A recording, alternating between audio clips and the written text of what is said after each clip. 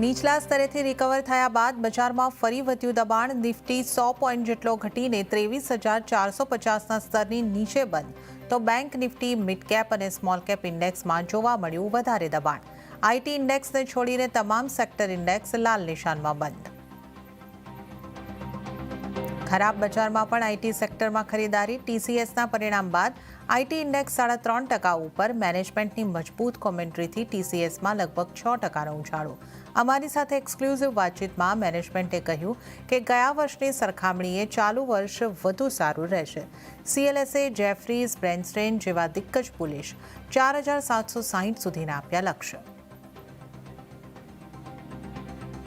GST કેસમાં supreme court તરફથી online gaming કંપનીઓને મોટી રાહત.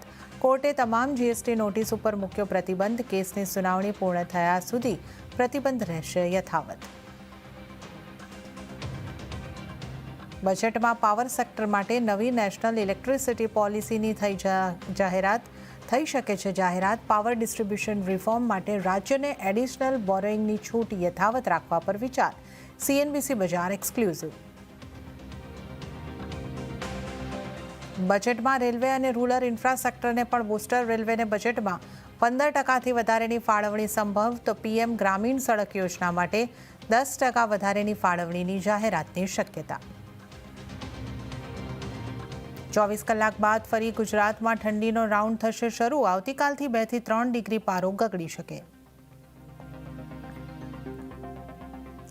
અને અમેરિકાથી લોસ એન્જલસમાં જંગલોમાં આગ થઈ બેકાબૂ. હોલિવૂડના ઘણા સેલિબ્રિટીઝના બંગલા આગમાં બળીને ખાખ.